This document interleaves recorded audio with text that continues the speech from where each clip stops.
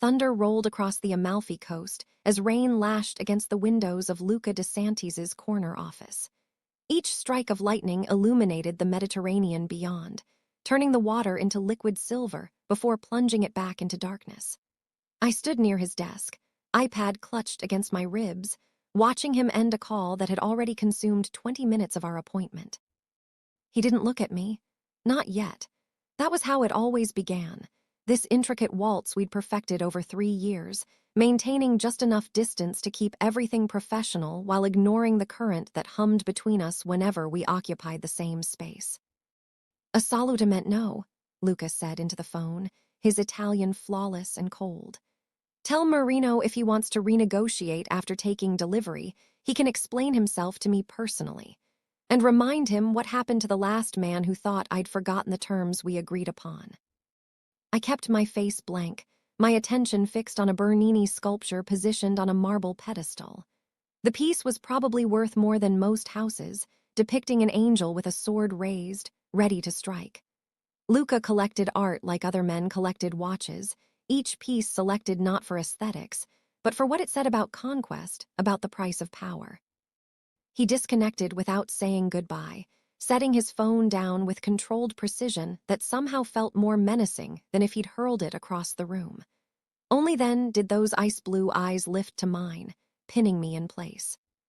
"The Milan meeting," I said before he could speak, my voice leveled despite how his focus always made me feel exposed. "Postponed to Friday afternoon. Rossi's team confirmed. I've sent Dante and 4 others ahead to secure the venue. Everything's arranged exactly as you specified." Luca reclined in his chair, and the movement made his black shirt pull across shoulders that had nothing to do with expensive tailoring and everything to do with the private gym he used religiously. 3 buttons undone, as always by evening, revealing the column of his throat and a hint of the defined chest beneath. "And the Barcelona contracts?" His accent was subtle, just a whisper of Italian threading through otherwise perfect English, appearing only on certain words in a way that shouldn't have affected me the way it did. I swiped through my iPad with practiced efficiency. Executed and filed. The wire transfers cleared through the Zurich accounts this morning. No complications, no delays, no questions. "Excellent." He reached for the tumbler on his desk, whiskey, aged and expensive, probably older than my degree. He never drank before sunset, but once evening arrived over the coast, Luca permitted himself this one indulgence. "The Conti situation?" he asked. "Resolved," I confirmed.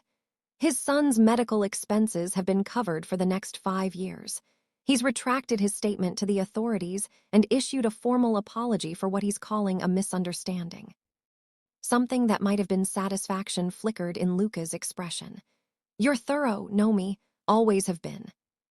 3 years, and praise from him still felt like victories earned in combat. I'd started as his executive assistant at 23, fresh from university with a degree in finance and no comprehension of what I was stepping into. The position had been vaguely described, the compensation absurd, the interview conducted by a severe woman named Alina who'd asked questions that had nothing to do with my typing speed and everything to do with my capacity for discretion. I'd needed the money desperately. My father's gambling debts had been drowning our family, and the legitimate jobs I'd pursued offered salaries that wouldn't have made a dent in what we owed. So when Alina had looked me straight in the eye and asked if I could work for a man whose business ventures occasionally operated in morally ambiguous territory, I'd agreed without hesitation. Morally ambiguous, that's how they'd phrased it, as if Luca DeSantis's empire was built on anything resembling legitimate commerce. I'd discovered the truth within the first week. The shipments that moved through his import-export company contained more than luxury goods. The meetings I coordinated were negotiations over territory, influence, and occasional reminders about the cost of disloyalty. The calls I screened included everyone from government officials to law enforcement to men whose names appeared on international watch lists. But I'd also learned that Luca honored his commitments, settled his debts, and protected those under his protection with an intensity that bordered on obsessive. When my father had needed to disappear from certain creditors, Luca had made one call and the problem had vanished entirely. When a rival organization had tried to leverage me against him 8 months into my employment, he'd responded with such swift and absolute force that no one had threatened me since. I was his assistant. That made me untouchable. It also made me his in ways that had nothing to do with employment contracts and everything to do with the unspoken laws of his world. "There's something else," I said, consulting my iPad even though I'd memorized this part hours ago. "I'll need to leave early tomorrow, around 6. Luca had been raising the whiskey to his lips. He froze, the glass suspended midair, his attention sharpening with sudden intensity. "Early," his voice was quiet. "You never leave early." "I have plans." I kept my tone carefully neutral, professional. "I've already moved your 7 o'clock with the accountants to Wednesday afternoon, and the contracts for the Rome property will be ready by 5. Everything will be handled before I leave." The silence that followed felt heavy, charged with something I couldn't quite identify. Luca set down his glass with deliberate care, those blue eyes never leaving my face. "What plans?" His voice was deceptively soft, the kind of soft that preceded violence in other contexts. This was the moment I'd been anticipating and dreading in equal measure. 3 years of flawless professionalism, of maintaining precisely the right distance, of pretending I didn't notice how his gaze sometimes lingered on me a beat too long, or how his jaw tightened when other men in his organization looked at me with anything resembling interest. 3 years of him never crossing that line, never making this complicated, never treating me as anything other than the most capable executive assistant he'd ever employed. 3 years of me convincing myself that the tension between us was imagined, that the flutter in my chest when he said my name was just nerves, that the dreams I occasionally had about those ice blue eyes darkening with something other than calculation meant absolutely nothing. "A date," I said, meeting his stare with composure I didn't entirely feel. "I have a date." The change in Luca was subtle but unmistakable. His shoulders tensed fractionally. His fingers, which had been drumming a lazy rhythm on the desk, went completely still. His expression remained neutral, but something flickered behind those eyes, something dark and possessive and far too close to fury. "A date," he repeated, as if testing the word and finding it foreign. "Yes." I refused to elaborate, refused to explain or justify. I was 26 years old. I was entitled to a personal life, even if I'd neglected that aspect of myself for 3 years while building my career in service to a man who commanded loyalty through fear and respect in equal measure. Luca reached for something on his desk, a silver cigarette case I'd seen countless times but never seen him open. He extracted a cigarette with fingers that were perfectly steady, placed it between his lips, and produced a lighter with his other hand. He didn't smoke. In 3 years, I'd never witnessed him smoke. He kept the cigarettes as a prop, a remnant from his father's era, something to occupy his hands during tense negotiations. The flame flared, illuminating the sharp planes of his face, the strong jaw, the thin scar that traced from his left eyebrow from some past violence. He inhaled slowly, the ember glowing red in the dim office, then exhaled a stream of smoke toward the ceiling. "Who is he?" The question emerged through that smoke, quiet and lethal. "No one you know." That was accurate. Alessandro was a photographer I'd met at an art gallery last month. Someone completely outside Luca's world of shipments and territories and carefully balanced power structures. Someone normal who discussed composition and lighting instead of how to move contraband through European ports. Someone safe.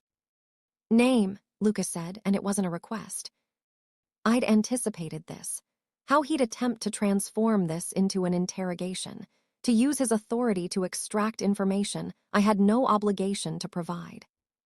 "That's not relevant to my employment, Mr. DeSantis." The formal address landed like a slap. I never called him Mr. DeSantis, not after the first 6 months. It had always been Luca, that small intimacy he'd granted without ever explicitly offering it, the invisible line that separated me from everyone else in his organization. His eyes narrowed slightly, recognizing the deliberate distance I was creating. Everything about you is relevant to your employment, Nomi. Your safety is my responsibility. I'll be having dinner at a restaurant in Positano, I replied, keeping my voice level.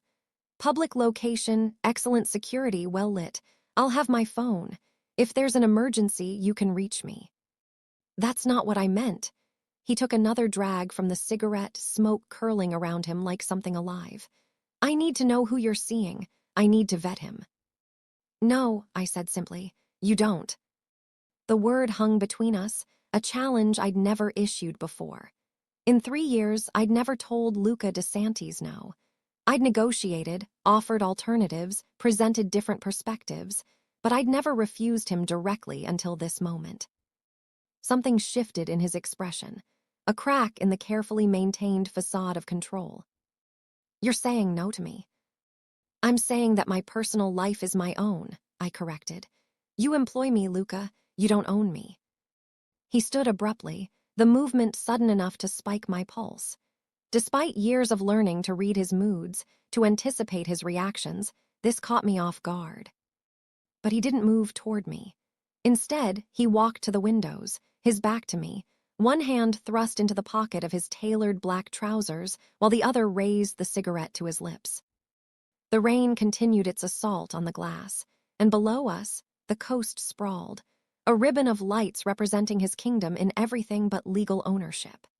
The Amalfi Coast belonged to Luca DeSantis in ways that had nothing to do with property deeds and everything to do with the fear and respect he commanded. 3 years, he said, his voice so low I almost didn't hear it over the storm. 3 years you've worked for me. Not once have you requested personal time. Not once have you mentioned seeing anyone. I haven't been seeing anyone, I admitted. This is new. How new? He turned his head slightly, not enough to look at me directly, just enough that I could see his profile against the rain-streaked glass. We've been talking for a few weeks. Tomorrow would be our first actual date. Luca took another drag from the cigarette, the ember flaring bright in the reflection. And you think this photographer, this Alessandro, can give you what you need? The fact that he knew Alessandro's name, despite my not providing it, sent ice down my spine. Of course he knew. Luca DeSantis made it his business to know everything about everyone in his orbit, and I'd been in close orbit for 3 years. I think he's a decent man, I said carefully. I think he deserves a chance. A decent man. Luca's laugh held no humor. And what would a decent man want with someone who works for someone like me?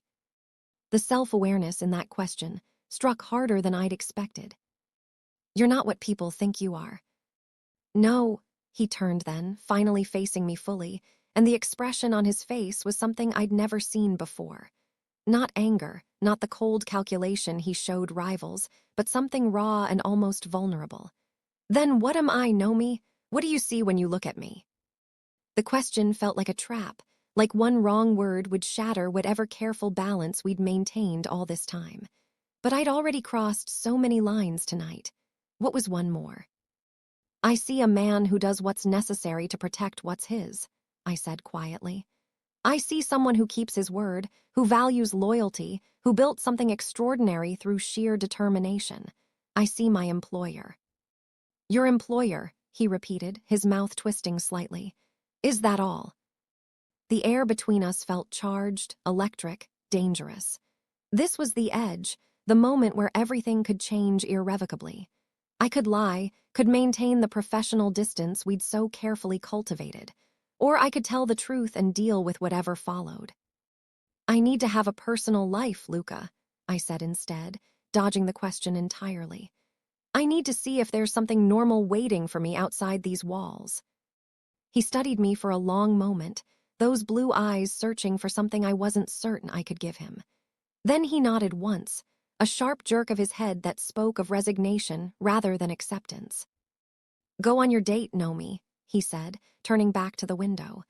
We'll discuss your schedule adjustments in the morning. It felt like a dismissal, but also like a reprieve.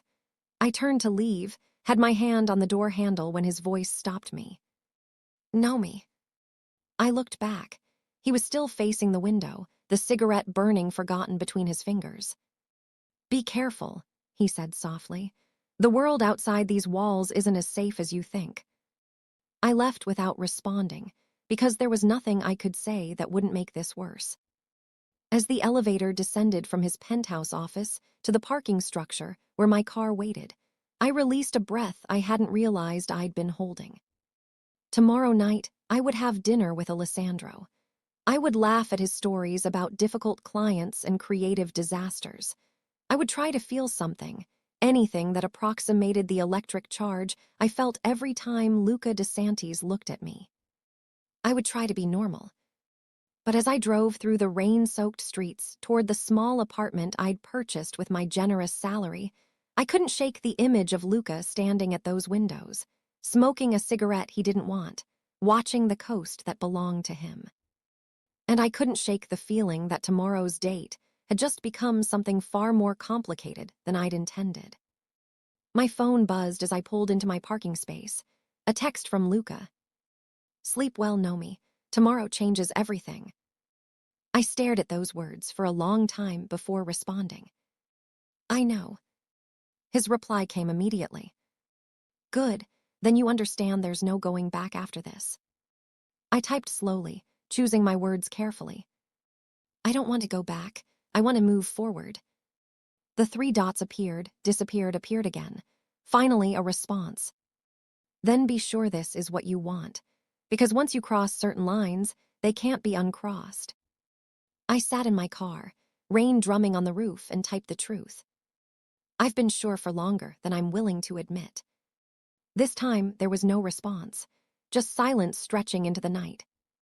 The morning meeting started at exactly 8 o'clock, as all of Luca's meetings did. Precision was sacred in his world, and lateness was a transgression no one committed twice. I sat in my usual chair, slightly behind and to the right of Luca's position at the head of the conference table, my iPad open to the agenda I'd prepared at 5 that morning after a restless night of tangled sheets and circular thoughts about ice blue eyes and cigarette smoke. 6 men occupied the other seats, each one a piece of Luca's carefully constructed empire. Dante, his head of security, built like a concrete wall with a face that suggested violence was his native language. Marco, who managed the shipping operations and had the kind of forgettable features that made him devastatingly effective.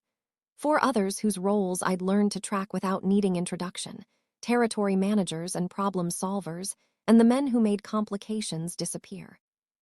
"The Hamburg shipment clears customs on Saturday," Marco was saying, his fingers steepled on the table. "Our contact at the port has confirmed the inspection schedule. We'll have a 6-hour window." Luca listened with the stillness of a predator waiting to strike, his expression revealing nothing.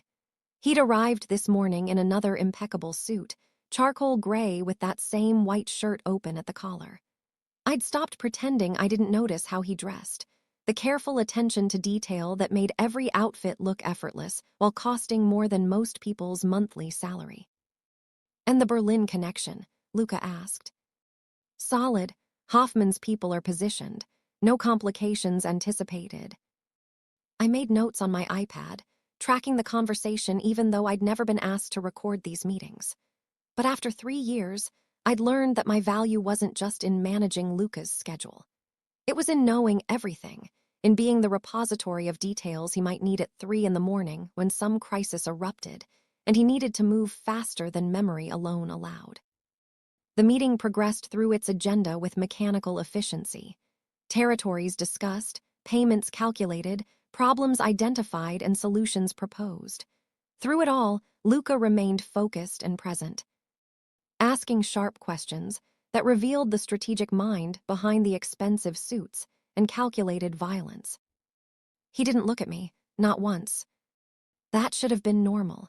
In meetings, Luca rarely acknowledged my presence except when he needed information I'd compiled. But today, the deliberate nature of his inattention felt weighted, purposeful, as if he was proving something to himself or to me, or perhaps to both of us. "There's one more thing," Dante said as the meeting wound down. His English carried a heavier accent than Luca's, all hard consonants and clipped vowels. "We've had inquiries about Nomi." My attention snapped to him, pulse quickening. In 3 years, I'd been mentioned in these meetings exactly once, when Luca had informed his inner circle that I was protected property, and anyone who touched me would end up in pieces at the bottom of the Mediterranean. Luca's stillness acquired a different quality, something dangerous coiling beneath the surface. What kind of inquiries? Nothing serious, Dante assured him. Some of Morty's people asking questions, who she is, what she does if she's available. Available, Luca repeated, his voice dropping to that lethal register I'd heard on the phone last night. Explain that word, Dante. They want to know if she's under your protection or just an employee. Dante's gaze flicked to me, then back to Luca. Morty's nephew, Stefano. He saw her at the opera last month, wants an introduction. I remembered that night. Luca had needed a companion for a charity event, something legitimate where appearing alone would have raised questions.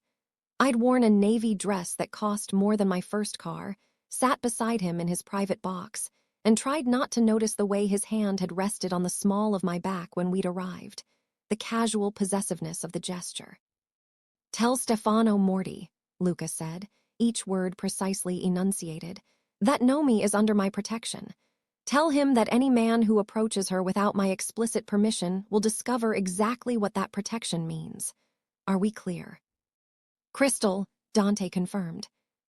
Luca stood, signaling the meeting's end. The other men filed out quickly, reading the tension in the room with the survival instincts that had kept them alive in this business. Only Dante lingered, exchanging a look with Luca that I couldn't quite interpret before he too departed. Then it was just the two of us in the conference room, silence heavy with everything unsaid. You don't need to scare away every man who looks at me, I said quietly, closing my iPad. I'm not scaring them away. Luca moved to the windows as he had last night, as he always did when conversations turned difficult. I'm protecting my investment. Is that what I am, an investment? He didn't answer, his gaze fixed on the Amalfi Coast skyline. Morning sun glinted off the water in the distance, turning the Mediterranean into hammered gold. Your date tonight, he said instead. This Alessandro, has he been vetted? By whom? I kept my voice carefully neutral. You. My people conducted a background check. Standard procedure for anyone entering my inner circle's social sphere. Something cold slithered through my stomach. I'm not your inner circle, Luca. I'm your assistant. And Alessandro isn't entering anything. He's taking me to dinner. Alessandro Rixai, 33, senior photographer at Vision Studios. Luca recited as if reading from a file. Graduated from Accademia di Belle Arti. Parents own a small vineyard in Tuscany. No criminal record, no significant debts, no problematic associations. He turned to face me, his expression unreadable. He's boring, Nomi. Completely, thoroughly boring.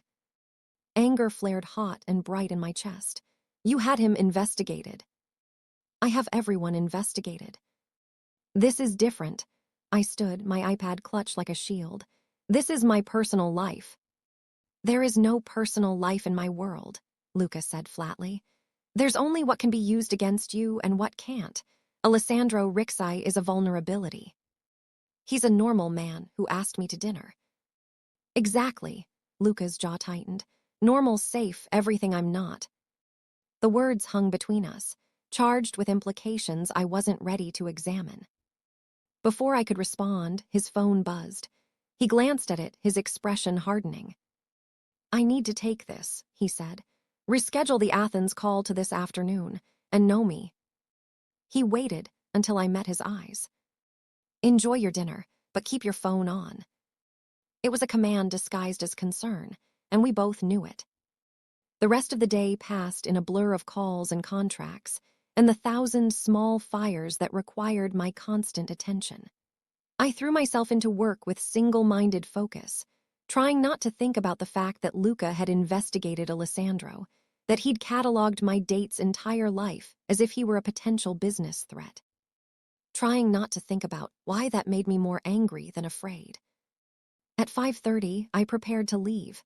I'd brought a change of clothes, a simple emerald dress that was elegant without being ostentatious, shoes that wouldn't kill me over a 2-hour dinner.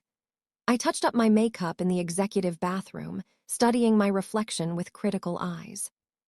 I looked professional, competent, nothing like the kind of woman who'd spent 3 years in the orbit of one of the most dangerous men on the Amalfi Coast without losing herself completely. When I emerged, Luca was waiting in my office. He'd never done that before, never invaded my space. His office, the conference room, the private elevator, these were his domains. But my office, with its neat desk and organized files and the small photograph of my father I kept on the credenza, this was mine. Until now. "Is there something you need?" I asked, setting my bag on the desk with deliberate calm. "Yes." He stood from where he'd been leaning against my desk, his height suddenly overwhelming in the smaller space. "I need you to cancel your date." "No." "Know me." He moved closer and I caught his scent, something expensive and cedar sharp. "This isn't about control. There's a situation developing. The Morty family is making moves, testing boundaries. It's not safe for you to be out in public tonight." "Then assign me security," I countered. "Dante can follow at a discreet distance, but I'm going." Something flashed in his eyes, frustration and anger, and something else I couldn't name. "Why? Why is this photographer so important?" "Because he sees me." The words burst out before I could stop them, 3 years of carefully maintained composure cracking. "He sees Nomi, not Luca DeSantis's assistant, not someone who needs protecting or investigating or controlling, just me." Luca went very still. "I see you." "No," I shook my head, grabbing my bag. "You see an asset, a very competent, very useful asset, but that's all I am to you." I moved to step past him, but his hand shot out, catching my wrist. Not hard enough to hurt, but firm enough to stop me. The contact sent electricity racing up my arm, that same charge I always felt when we accidentally touched, when he handed me a file and our fingers brushed, when he steadied me after I'd stumbled in heels on rain-slick marble. "You're wrong," he said, his voice low and rough. "You're so wrong about what you are to me."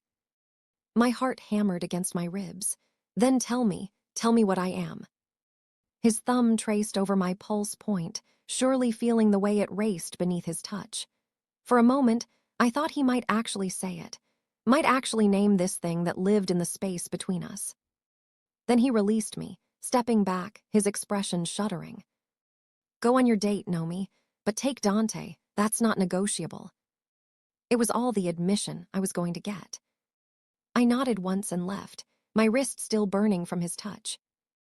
Dante followed my car to the restaurant in an unmarked sedan, professional and unobtrusive. Alessandro was already waiting at our table when I arrived, standing to greet me with a warm smile that held nothing but genuine pleasure at seeing me. He was handsome in an unconventional way, dark hair neatly trimmed, kind brown eyes, an easy laugh that came frequently as we talked about his current project, a photo series documenting the disappearing traditions of coastal villages. He was everything Luca wasn't, open, uncomplicated, safe. And I felt absolutely nothing. Oh, I laughed at his stories. I contributed to the conversation.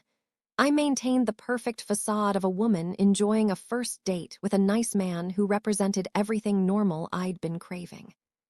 But when his hand covered mine across the table, I felt only the wrongness of it, the absence of electricity, the way my skin stayed quiet instead of singing with awareness. This should have worked. Alessandro was exactly what I needed, what I'd convinced myself I wanted. Except I couldn't stop thinking about ice blue eyes and cigarette smoke, and the way Luca had said, "You're wrong about what you are to me," as if the words cost him something precious. "You seem distracted," Alessandro observed gently. "Is everything all right?" "Just work," I lied. "My employer is demanding." "The import-export business." Alessandro's smile was sympathetic. "My cousin works in shipping. The stress is incredible." If he only knew. If he knew that my employer commanded an empire built on fear, that the men I scheduled meetings with were as likely to end those meetings with blood as with handshakes, that I'd become fluent in the language of violence through proximity alone. Would Alessandro still be sitting here, smiling at me if he knew the truth? My phone buzzed. I ignored it. It buzzed again. "You can check that," Alessandro said. "Really, I don't mind." I pulled out my phone, expecting some manufactured crisis, some excuse for Luca to summon me back. Instead, there was a single text. "The Morty situation escalated. Dante is with you. Stay in public spaces. I'll handle this." Nothing about coming back, nothing demanding my presence. Just that he'd handle it, that I was protected, that I should continue my date. "Everything okay?" Alessandro asked. "Fine," I managed. "Just my employer confirming something." We finished dinner. Alessandro walked me to my car like a gentleman, asked if he could see me again, accepted my non-committal response with grace. He didn't try to kiss me, and I was grateful. Dante followed me home, waited until I was inside my building before departing. I climbed the stairs to my apartment, exhausted and confused and angry at myself for ruining what should have been a perfectly nice evening by spending the entire time thinking about a man I worked for, who saw me as property to protect, who would never offer me anything resembling normal. My phone rang as I was unlocking my door. "Luca, are you home?" he asked without preamble. "Yes." "Good," a pause. "How was dinner?" The question shouldn't have surprised me, but it did. "Fine." Alessandro was very nice. "Nice," the word sounded bitter on his tongue. "Will you see him again?" I should have said yes. Should have forced this thing, this whatever it was between us, into the box where it belonged. Boss and employee, nothing more. "I don't know," I admitted instead. Silence stretched between us, filled with everything we weren't saying. "Good night, Nomi," Luca said finally. "Good night." I hung up and leaned against my door, closing my eyes. 3 years of careful professional distance, of maintaining boundaries, of pretending I was immune to Luca DeSantis's particular brand of dangerous charisma. And one date with a nice, normal man had shattered all of it. Because the truth I'd been avoiding was suddenly painfully clear. I didn't want nice. I didn't want normal. I wanted the man who lit cigarettes he didn't smoke, who investigated potential threats with ruthless efficiency, who looked at me like I was something precious and dangerous and utterly irreplaceable. I wanted Luca. And that was going to destroy everything. The next 2 weeks were a master class in psychological warfare, though Luca never fired a single shot. It started small. A meeting that ran long, making me miss my lunch with Alessandro. An urgent trip to Florence that materialized overnight, requiring my presence for 4 days straight. A client dinner where Luca needed me beside him, charming visiting associates with my perfect English and easy smile, while he conducted business in that peculiar mix of Italian, English, and carefully coded phrases that meant things I'd learned not to ask about. Each time, he was apologetic. Each time, he claimed necessity. Each time, I rescheduled with Alessandro, whose patience was wearing thinner with every postponement. "Your employer seems to need you at very inconvenient times," Alessandro observed over the phone after I'd canceled our 3rd attempt at a second date. His tone remained pleasant, but I heard the edge beneath it. "It's a demanding job," I replied, staring at the file Luca had dropped on my desk an hour ago, the one that absolutely could have waited until Monday, but somehow required my immediate attention on a Friday night. "Maybe too demanding," Alessandro suggested gently. "Nomi, I like you. I'd like to get to know you better. But I'm starting to feel like I'm competing with your career, and that's not a competition I can win." He was giving me an out, I realized. A graceful exit from something that had never quite gotten off the ground. I should have taken it. Should have let him go with dignity intact for both of us. "Give me one more chance," I heard myself say instead. "Tomorrow night, I'll make it work." After I hung up, I marched into Luca's office without knocking. He looked up from the contract he'd been reviewing, one eyebrow rising at my unannounced entrance. "I'm taking tomorrow night off," I announced. No emergencies, no urgent meetings, no last-minute trips. I'm going out and I'm turning off my work phone. Something dangerous flickered in his eyes. That's not advisable given the current climate with the Morty situation. The Morty situation has been current for 2 weeks, I countered. Funny how it only flares up when I have plans. You think I'm manufacturing crises to keep you here. His voice was deceptively soft. I think you're very good at finding reasons why I'm indispensable at inconvenient moments. Luca set down his pen with precise care. You are indispensable, know me, every moment. The admission hung between us, weighted with more than he was willing to say outright. But I was done with implications and subtext. Done with this dance we'd been performing for 3 years. Then hire another assistant, I said quietly, because I can't keep doing this. Doing what? Existing in this space where I'm too important to leave, but not important enough for you to be honest about why. He stood, moving around his desk with that predatory grace I'd watched intimidate better people than me. You want honesty, know me? Fine. I don't want you seeing Alessandro Rixai. I don't want you seeing anyone. The thought of another man's hands on you makes me want to commit violence that would shock even Dante. Is that honest enough? My breath caught. 3 years of wondering, of second-guessing every look and accidental touch, and he'd finally said it. Admitted what I'd suspected but never dared confirm. Then why? I demanded. Why let me go on that first date at all? Why not just tell me this 2 weeks ago? Because you deserve better than this. He gestured at himself, at his office, at the empire built on fear and blood money that surrounded us. You deserve Alessandro, with his photography and his normal family and his safe, boring life. You deserve nice, know me, and I am the furthest thing from nice that exists. That's not your choice to make, I shot back. What I deserve, what I want, those are my decisions, not yours. Is it? He moved closer, near enough that I could see the silver threads in his dark hair, the fine lines around his eyes that spoke of sleepless nights and impossible choices. Because from where I'm standing, you've spent 3 years working for me, learning my business, becoming complicit in everything I do. You think Alessandro Rix would want you if he knew the truth, if he knew about the shipments you schedule, the meetings you arrange, the problems you help me solve. The words struck like physical blows. You're trying to make me feel guilty for doing my job. I'm trying to make you understand that you crossed a line a long time ago, and there's no going back to normal. Not really. You can play pretend with men like Alessandro, but eventually they'll see what you've become, what I've made you. Anger flared white-hot. You didn't make me anything. I chose this job knowing exactly what I was walking into. I chose to stay every single day for 3 years.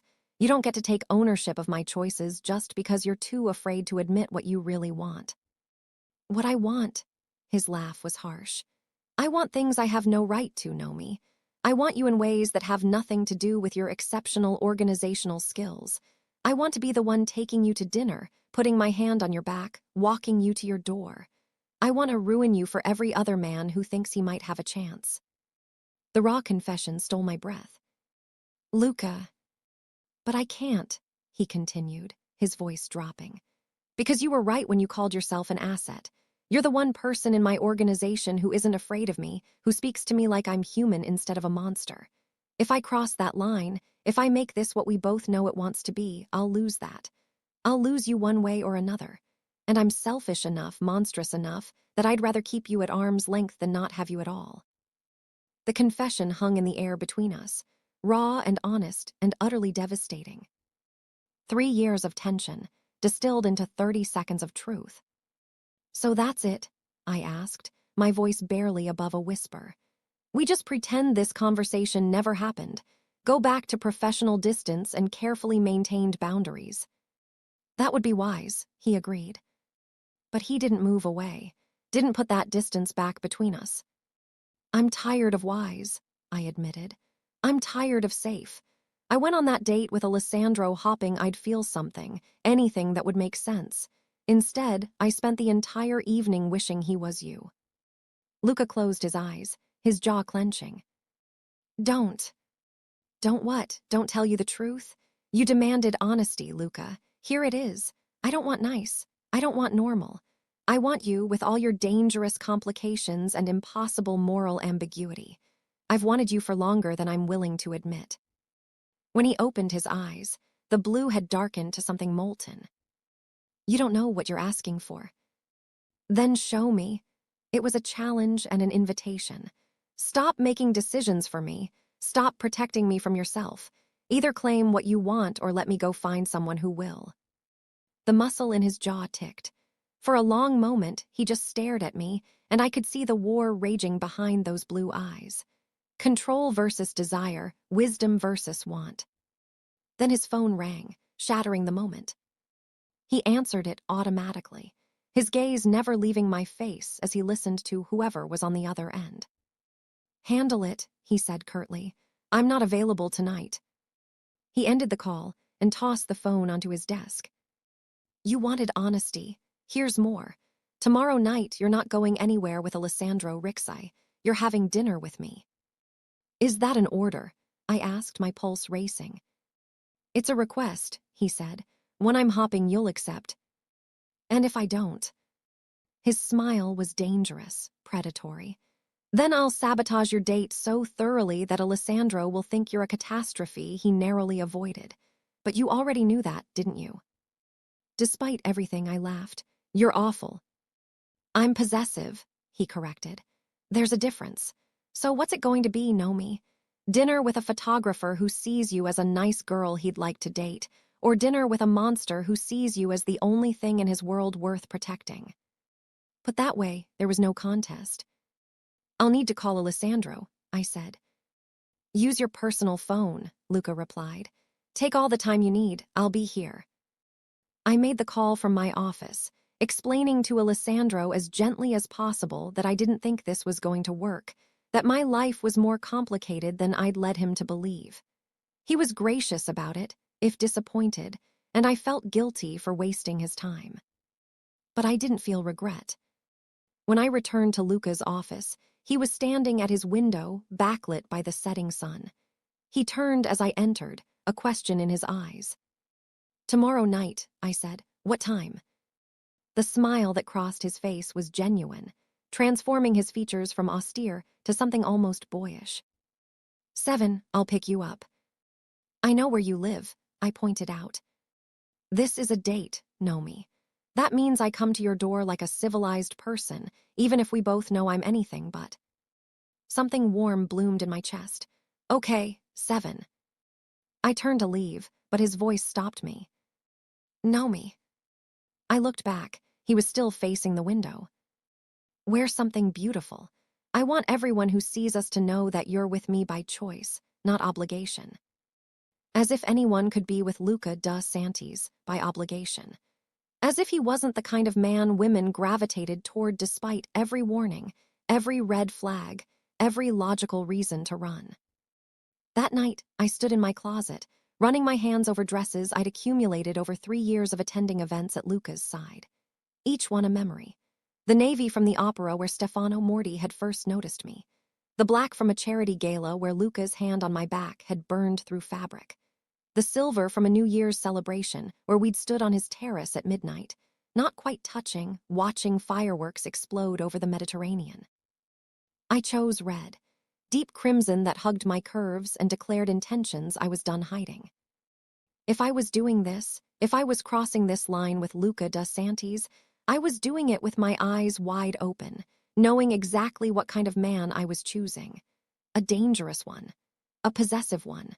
A man who built empires on fear and maintained them with ruthless efficiency. But also a man who'd protected me for 3 years, who valued my competence, who looked at me like I was precious and irreplaceable and utterly necessary. My phone buzzed with a text. "Sleep well, Nomi. Tomorrow changes everything." I stared at those words for a long time before responding. "I know, I'm counting on it." His reply came immediately. "No going back after tomorrow. You understand that?" "I don't want to go back," I typed. "I want to go forward, with you." The 3 dots appeared, disappeared, appeared again. Finally. "Then tomorrow you're mine, completely. No more holding back." I should have been terrified, should have recognized the possessive claim for what it was, a man who thought in terms of ownership and control. Instead, I felt something close to relief. Because for 3 years, I'd been holding back, pretending, maintaining careful distance from something that wanted to consume us both. Tomorrow, we'd stop pretending.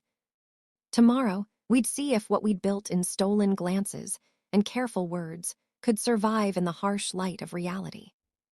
Tomorrow, I'd discover if choosing Luca da Santis was the bravest thing I'd ever done or the most catastrophic mistake of my life. Either way, there would be no going back. The crimson dress fit like sin and promise, the fabric moving like water as I turned before my bedroom mirror. I'd spent an hour on my hair, another on makeup that looked effortless but had required surgical precision to achieve. My hands shook slightly as I fastened the diamond earrings I'd bought myself last Christmas, a small luxury from my generous salary. My phone showed 6:47. Luca was never late. In 3 years, I'd never known him to be anything other than ruthlessly punctual. At 6:50, my doorbell rang. I took a breath, studying myself one final time, then opened the door. Luca stood in my hallway, dressed in a black suit that had been tailored to his exact specifications. No tie. The collar of his white shirt opened to reveal the hollow of his throat. His hair was slightly damp, as if he'd showered recently, and he smelled of cedar and something darker, more primal. His eyes traveled over me slowly, taking in every detail from my heels to my carefully styled hair. When his gaze finally met mine, the blue had darkened to something molten. "You're beautiful," he said simply, "but you already knew that." "You're not terrible yourself," I replied, grabbing my clutch from the table by the door. "Not terrible," his mouth quirked. "I'll accept that." He offered his arm, a surprisingly old-fashioned gesture from a man who usually commanded rather than requested. "Shall we?" Dante waited by a sleek black car I'd seen 100 times, though never as a passenger. He opened the rear door without comment, his expression carefully neutral despite the fact that he'd just witnessed his boss picking up his assistant for what was clearly not a business dinner. The drive into the coastal town was quiet, charged with anticipation. Luca's hand rested on the seat between us, close enough that I could feel its heat without actual contact. Neither of us reached to close that final inch of distance, both aware that once we started touching, stopping would become exponentially harder. "Where are we going?" I asked, watching the Amalfi Coast slide past the tinted windows. "Ristorante Paradiso," he replied. "I own it." Of course he did. Luca owned half the upscale establishments on the coast, either directly or through shell companies. It's how he maintained his empire, legitimate businesses providing cover for less legitimate operations. The restaurant was tucked into a converted villa overlooking the sea, all ancient stone and soaring ceilings with modern updates that had cost a fortune. The maitre d' greeted Luca by name, his deference absolute as he led us through the main dining room to a private terrace overlooking the water. Candles flickered on a table set for two, the golden light softening the edges of the world until it felt like we existed in a pocket universe, separate from everything else. The sun was setting, painting the sky in shades of amber and rose, the Mediterranean reflecting the colors back like a mirror. "You arranged all this," I said, taking in the roses in a crystal vase, the champagne chilling in silver, the way the table was positioned to offer perfect views of both the sunset and each other. "I wanted it to be perfect," he admitted, pulling out my chair.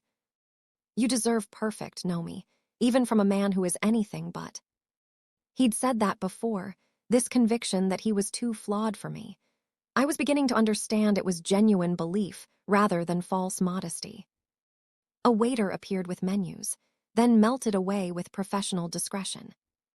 Luca poured champagne, the bubbles rising in crystal flutes that probably cost more than my monthly rent. "To honesty," he said, raising his glass. "To terrible decisions," I countered. He laughed, the sound genuine and startling in its warmth.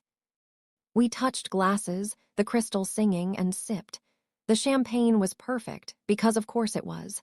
Luca DeSantis didn't do anything by halves.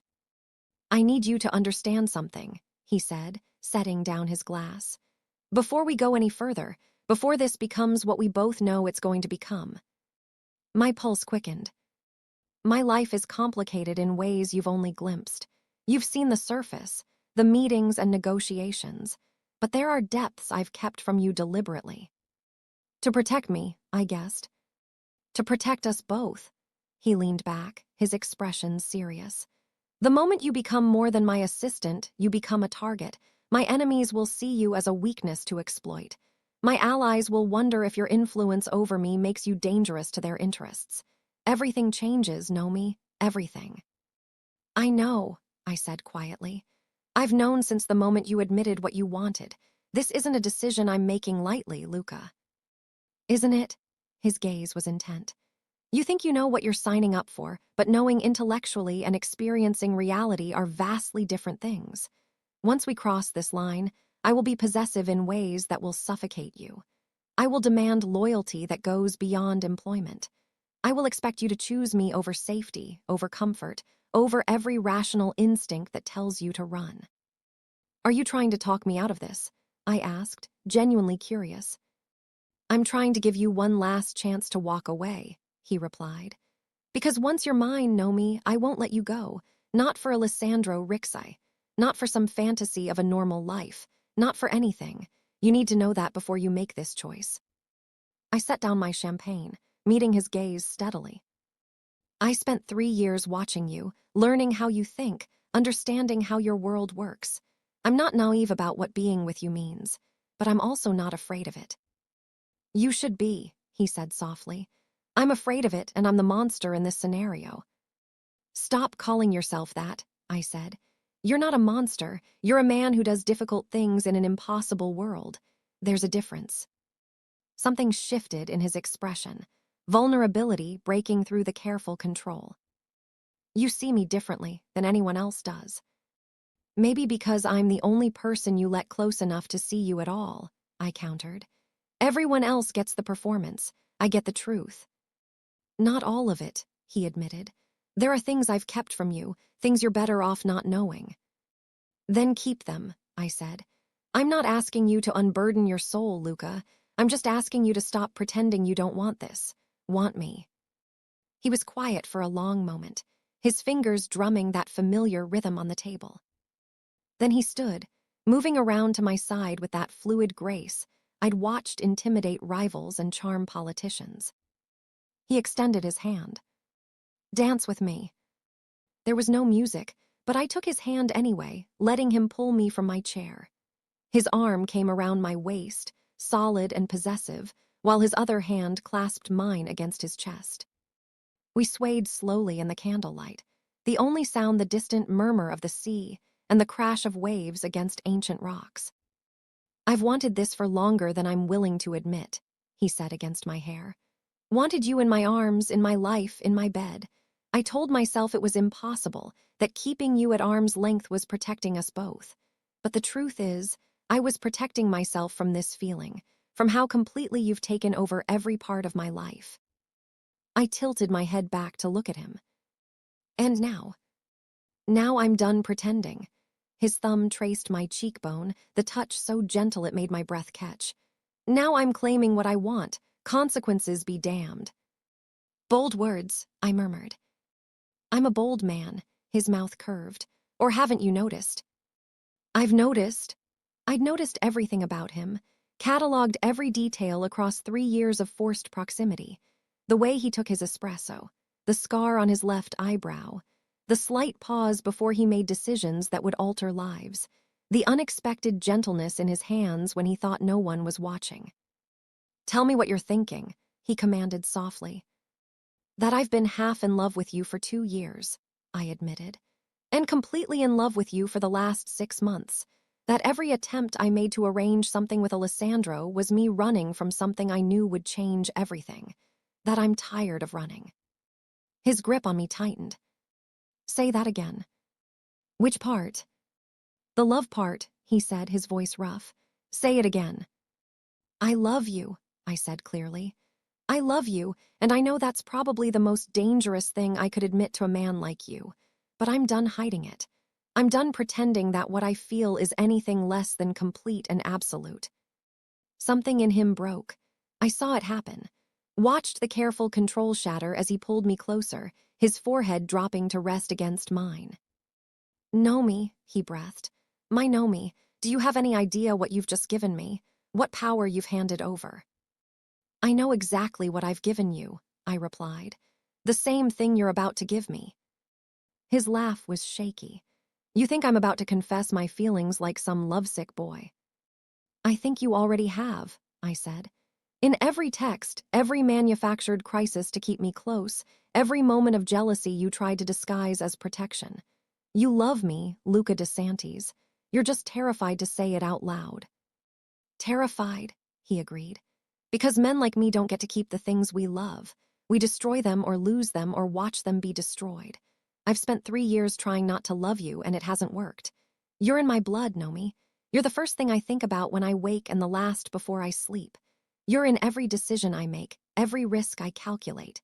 You've been mine for so long that I don't remember what it felt like before. Then say it, I challenged. 3 words if you mean them. His hands came up to cup my face, tilting it up so I had no choice but to hold his gaze. I love you, he said, each word deliberate and weighted. I love you with everything I have, everything I am, even the parts of me that are broken and dangerous and completely unsuited to deserving something as good as you. I love you, and that's never going to change. The kiss, when it came, felt inevitable. His mouth on mine was claiming and desperate, 3 years of restraint shattering in an instant. I kissed him back with equal fervor, my hands fisting in his jacket, pulling him closer. He tasted like champagne and promises, like power barely leashed and want given permission to finally breathe. His hands slid into my hair, ruining my careful styling, and I didn't care. Nothing mattered except this, the two of us finally admitting what we'd been dancing around for years. When we finally broke apart, both breathing hard, his eyes had darkened to storm clouds. We're leaving, he said, his voice rough. Now. We haven't eaten, I pointed out breathlessly. I don't care. His hands were still in my hair, his forehead pressed to mine. I need you alone, Nomi. I need you in my bed, in my space, with no more barriers between us. I've waited 3 years. I'm not waiting another minute. Heat pooled low in my stomach at the raw want in his voice. Then take me home. My home, he corrected. You're coming home with me tonight and every night after. It was possessive and presumptuous and absolutely Luca, and I loved him for it. Yes, I agreed. Take me home. Luca's penthouse was a study in controlled luxury, all clean lines and expensive materials arranged with the precision of a man who valued order amid chaos. I'd been here countless times for work, but never like this. Never as someone crossing the threshold into his personal space rather than his professional domain. The door closed behind us with a soft click that seemed to echo in the sudden quiet. We stood in the foyer, the coast sprawling below through floor-to-ceiling windows, neither of us quite ready to take the final step that would change everything irrevocably. Second thoughts, Luca asked, his voice low and careful. None, I replied honestly. You. Too many to count. His hand came up to cup my cheek, thumb tracing the line of my jaw. But none of them matter more than having you here. He kissed me again, slower this time. Less desperation and more discovery. His hands mapped my waist, my hips, the curve of my spine through crimson fabric. I learned the shape of him through expensive wool, the hardness of muscle beneath civilized clothing, the way his breath caught when my fingers found the buttons of his shirt. Bedroom, he murmured against my mouth. Unless you want our first time to be against this wall. I've waited 3 years, I said, working the first button free. I can wait 30 more seconds. His laugh was rough as he swept me up, carrying me through his apartment to a bedroom dominated by a massive bed. He set me down gently, his hands already reaching for the zipper of my dress. Let me, I said, stopping him. I want you to watch. Something primal flashed in his eyes, but he stepped back, giving me space. I turned, presenting my back so he could see the zipper that ran from nape to tailbone. His fingers were surprisingly gentle as they lowered it, knuckles brushing skin as he revealed inch by inch of bare flesh. The dress pooled at my feet, leaving me in only the lingerie I'd chosen specifically for tonight. Black lace that had cost a fortune and was worth every cent for the way Luca was looking at me now. "Christo, know me," he breathed. "You're going to kill me." "Not yet," I replied, reaching for him. "I have plans for you first." What followed was heat and discovery. 3 years of pent-up want finally given permission to breathe. Luca was as commanding in bed as he was in boardrooms, but also surprisingly tender, learning what made me gasp, what made me arch into his touch, what drew my name from his lips like a prayer. Afterward, we lay tangled in sheets that probably cost more than my car, my head on his chest, his fingers tracing idle patterns on my shoulder. "Stay," he said into the darkness. "I'm not going anywhere," I assured him. "No, I mean permanently." He shifted so he could look at me. "Move in with me, be with me completely, not just when it's convenient or after work hours. I want you in my life, Nomi, all of it." I propped myself up on one elbow, studying his face in the dim light filtering through the windows. "That's a big step." "I'm aware." His hand came up to tuck hair behind my ear. "I'm also aware that I have no right to ask, that it's too soon, that you deserve time to adjust to this new reality. But I've never been patient, and I'm not about to start now. I want you here every night, every morning. No more separate spaces, no more distance, just us." Part of me recognized this as the possessive control he'd warned me about. But another part, the part that had fallen in love with him despite every logical reason not to, understood what he was really asking. Not for ownership, but for commitment. Not for submission, but for partnership in the only way Luca DeSantis knew how to build one. "Okay," I said. He blinked. "Okay." "I'll move in," I clarified, "on one condition." Wariness crept into his expression. "What condition?" "I keep my apartment," I said firmly. "Not because I'm planning to run, but because I need to know I have somewhere that's mine if I ever need space. I need that security, Luca, that safety net." I waited for him to argue, to demand absolute surrender to his terms. Instead, he nodded slowly. "Fair enough," he agreed, "though I'm going to do everything in my power to make sure you never want to use it." "I'm counting on that," I replied, settling back against his chest. We were quiet for a long moment, the intimacy of silence speaking louder than words.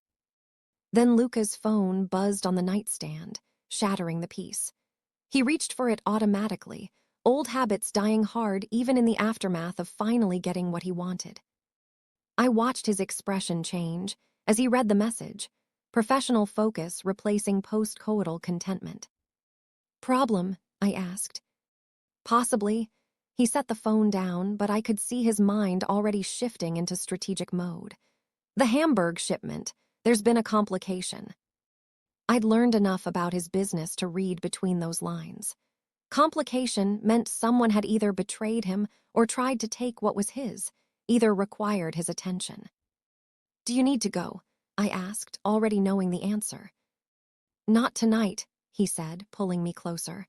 "Tonight, you're more important than business. Dante can handle the initial assessment. I'll deal with it in the morning." The fact that he was choosing me over work, over the empire he'd built and maintained with ruthless efficiency, said more than any declaration could have. Luca DeSantis didn't delegate important matters, didn't trust anyone else to handle crises. Except, apparently, when the alternative was leaving my bed. "Tell me something," I said, tracing the scar on his ribs I'd discovered earlier. "How long have you actually been in love with me?" His hand stilled on my hair. "You want the truth." "Always." "Since the night you came to me 8 months into your employment," he said quietly. "You've been dealing with your father's debts, and I'd arranged for them to disappear. You came to my office to thank me, and you were crying. Not dramatic tears, just quiet sadness for what you couldn't fix on your own. And you looked at me like I'd saved the world instead of just making a few phone calls." I remembered that night. remembered the overwhelming gratitude I'd felt, the surprise that this dangerous man had shown such unexpected kindness. You became real to me in that moment, he continued. Not just competent, not just useful, real, human, someone who felt things deeply and tried to hide it behind professionalism. I wanted to protect that softness even as I wanted to possess it completely. Possessive, I murmured. Excessively, he agreed without apology. It's who I am, Nomi, I warned you. You did, I confirmed, but I'm finding I don't mind as much as I thought I would. His laugh rumbled through his chest. Give it time. You'll probably want to stab me within a week. I'll make a note to keep sharp objects away from the bedroom, I replied. And he laughed again, the sound free and genuine in a way I'd rarely heard. We fell asleep like that, tangled together, my head on his chest, his arms wrapped around me like he could keep the world at bay through sheer force of will. The next morning, I woke to sunlight streaming through windows I'd looked through 100 times from the other side of Luca's office door. For a moment, disorientation gripped me. Then memory flooded back, crimson dress, confessions, the feeling of finally being where I belonged. Luca was already awake, propped against the headboard with his tablet, conducting business from bed with the same focus he brought to everything. He'd put on reading glasses I'd never seen before, and they made him look almost professorial, softening his dangerous edges. Good morning, he said without looking up from whatever report he was reviewing. There's coffee on your nightstand. 2 sugars, splash of cream, exactly how you like it. I sat up, accepting the mug he'd prepared. You're working. The Hamburg situation required attention, he replied, finally setting aside the tablet. But it's handled now. Dante was efficient as always. What happened? I asked, genuinely curious about the business I'd been adjacent to for 3 years but never fully inside. Luca studied me for a moment, as if weighing how much to reveal. Then he sighed. Someone tried to skim from the shipment, he said. A relatively small amount, probably thinking it wouldn't be noticed. They were wrong. And now? I asked, fairly certain I knew the answer. And now they're being reminded of the cost of betrayal, he replied, his voice flat and emotionless. Nothing fatal, but memorable enough that no one else will try the same thing. This was the reality I'd chosen. Not just the man who'd held me tenderly last night, but the one who ordered violence with the same casualness other men ordered coffee. The duality that made Luca who he was. Does it bother you? He asked quietly, knowing what I do, what I order done. Yes, I admitted honestly. And no, I can't reconcile the man who threatened Alessandro with the man who saved my father. But I've stopped trying too. You're both those people, Luca, the tender and the terrible, and somehow I love you anyway. Relief flashed across his features. I need you to understand something, Nomi. Now that you're truly in my life, you'll see things, hear things, know things that you've been shielded from. There will be moments when you'll question this choice. When you'll wonder what kind of woman falls in love with a man like me. I already know what kind, I replied. The strong kind. The kind who looks at the whole picture and makes her own decisions instead of letting fear make them for her. Brave or foolish, he murmured.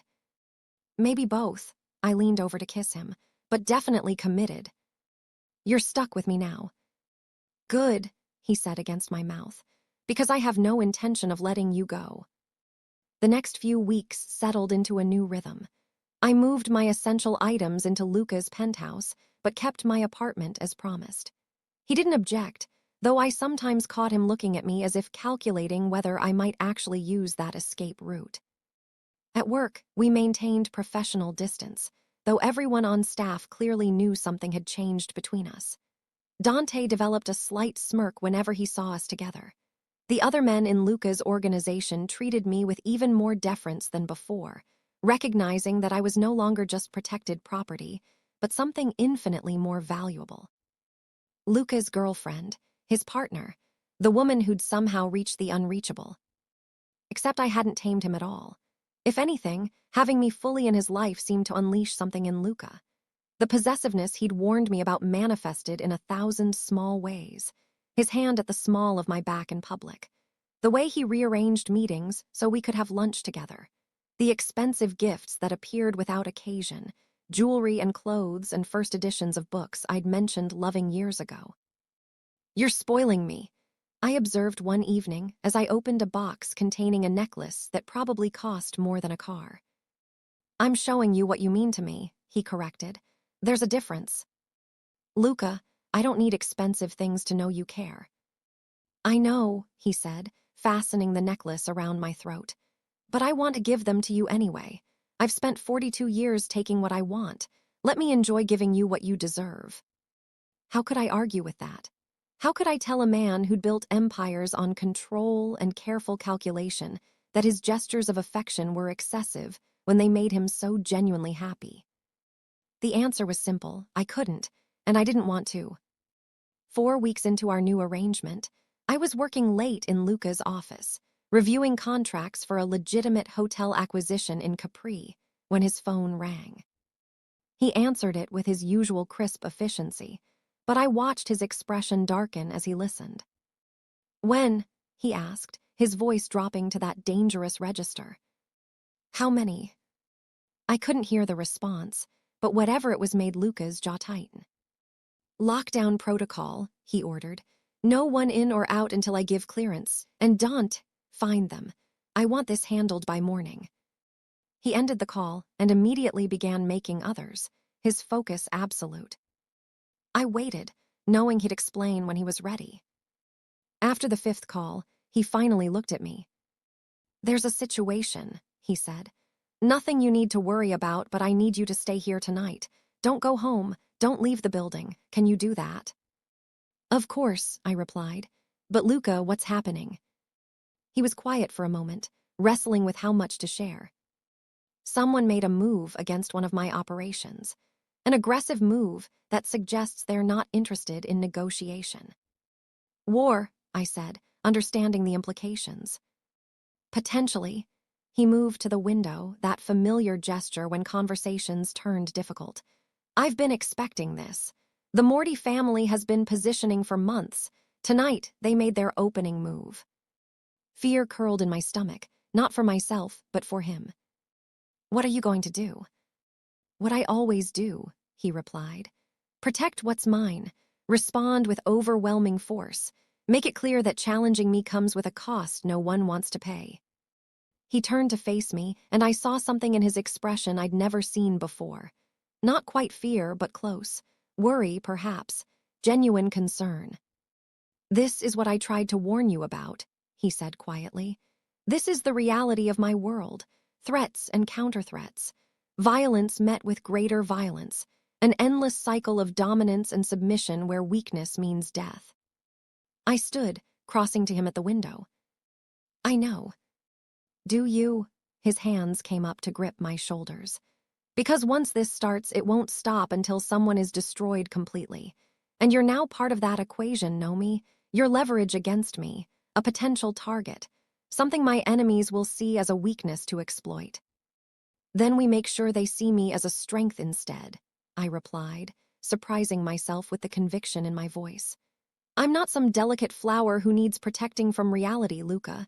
I'm the woman who chose you, knowing exactly what that meant. I'm not running and I'm not hiding. We face this together or not at all." Something shifted in his expression, pride and possessiveness, and that deep abiding love that still sometimes shocked me with its intensity. "Together," he agreed. "But Nomi, I need you to promise me something." "What?" "If I tell you to run, you run," he said seriously. "No arguments, no hesitation. If it comes to that, if the situation becomes untenable, I need to know you'll save yourself even if I can't." "Luca." "Promise me," he insisted. "It's the only way I can function if this escalates, knowing that you'll prioritize your safety over loyalty to me." I understood what he was asking. The ultimate insurance policy. The knowledge that even if he fell, I would survive. "I promise," I said, "but it won't come to that." "You can't know that," he replied. "Yes, I can," I countered. "Because you're Luca DeSantis and you don't lose, ever." His smile was grim. "There's always a first time." "Not tonight," I said firmly. Not with me to fight for. You're too stubborn to let anyone take what's yours, and I'm definitely yours. Damn right you are, he agreed, pulling me close. Mine completely, and heaven help anyone who thinks otherwise. We stayed like that for a long moment, wrapped in each other while his empire mobilized for war around us. Outside the windows, the Amalfi coast glittered with lights, beautiful and dangerous and entirely unaware of the battle about to be fought in its shadows. This was my life now. Luxury and danger, power and vulnerability. A love so intense it sometimes felt like drowning.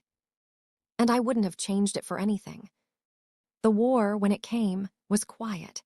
Not the explosive violence of movies, but calculated moves and countermoves played out in shipments that disappeared, operations that mysteriously failed, businesses that suddenly found themselves unable to function. Luca fought back with surgical precision, dismantling Morty interests with the same cold efficiency he brought to everything. I watched from the sidelines, handling his legitimate business, while he orchestrated the shadow war that consumed his nights. It took 3 weeks. 3 weeks of sleepless nights and tension, so thick it was hard to breathe.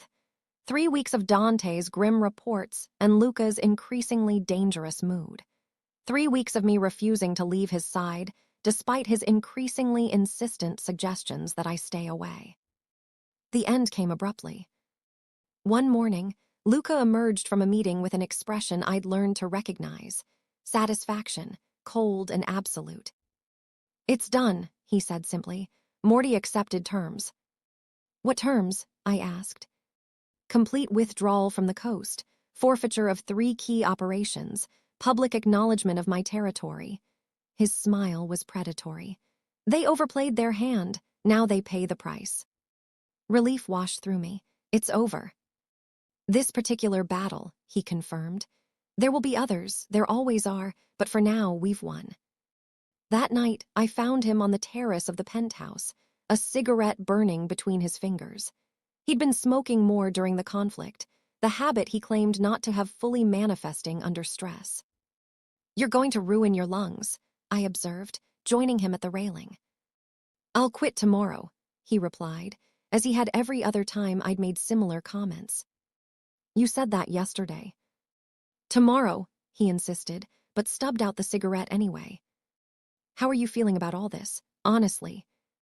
I leaned against him, relieved it's over, proud of you for winning, slightly concerned about what comes next. "Next is peace," he said. "For a while at least. Time to focus on the legitimate businesses. Time to remind the coast why it's better to work with me than against me." "Time for us," I added. "That too." He turned to face me fully. "Know me, I need to ask you something." Something in his tone made my pulse quicken. "What?" Instead of answering, he reached into his pocket and withdrew a small velvet box.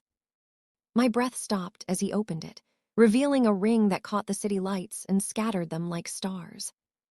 "I know it's fast," he said. "I know we've only been together a few months, even though I've been in love with you for years. I know that asking you to bind yourself to me legally is asking you to make yourself an even bigger target than you already are. But I'm asking anyway." "Luca." "Let me finish," he interrupted gently. "You've seen the worst of me these past weeks. The violence, the ruthlessness, the part of me that solves problems with force rather than negotiation. You've seen me at war, Nomi, and you didn't run. You stood beside me, kept my business running, were the calm in my storm. You're my partner in every way that matters. I want to make that official." He took a breath, and for the first time since I'd known him, Luca DeSantis looked nervous. "Marry me," he said. "Not because it's logical or strategic, but because I love you. Because you're the best decision I never meant to make. Because I want to spend whatever time I have left on this earth making sure you never regret choosing someone like me."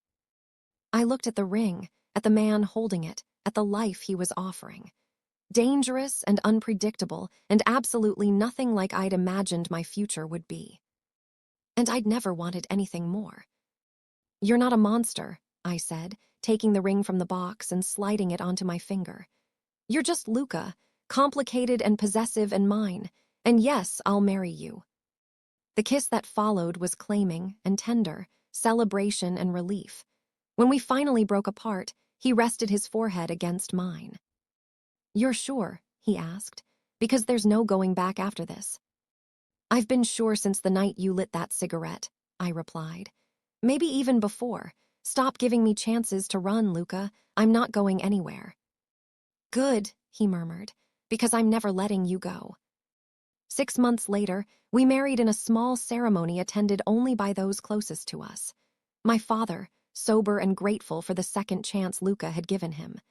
Dante, standing as best man with barely concealed approval. A handful of others who'd earned their place in our strange, dangerous family. Nothing about it was conventional. Nothing about us was conventional. But as I stood beside Luca DeSantis, promising forever to a man who commanded empires and inspired fear, I'd never been more certain of anything. This was my choice, my life, my love. And I regretted nothing. The reception was held at Ristorante Paradiso, the same place where we'd had our first official date. The terrace had been transformed with thousands of white roses and candles that turned the evening into something magical.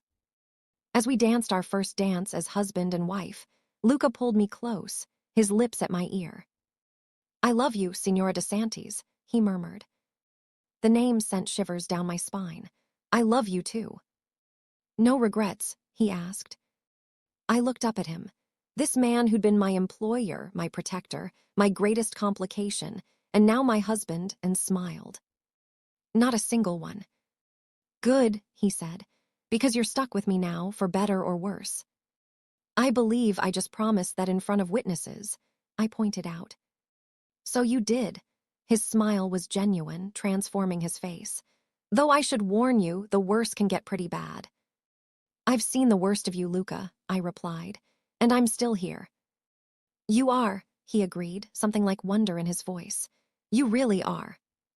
As we swayed together under the stars, the Mediterranean stretching out below us, I thought about the journey that had brought us here. 3 years of careful distance. One simple announcement about a date. A jealous mafia boss who'd gone silent and asked one question that had changed everything. Who is he? Such a simple question. Such complicated consequences. But looking at Luca now, feeling the solid warmth of him, the absolute certainty of his love, I knew I'd make the same choice 1,000 times over. Because some men were worth the risk, worth the danger, worth choosing every single day despite the complications. Luca DeSantis was that man for me. And I was never letting him go. "What are you thinking?" he asked, reading my expression the way he always could. "That I'm exactly where I'm supposed to be," I replied honestly. "In the arms of a dangerous man."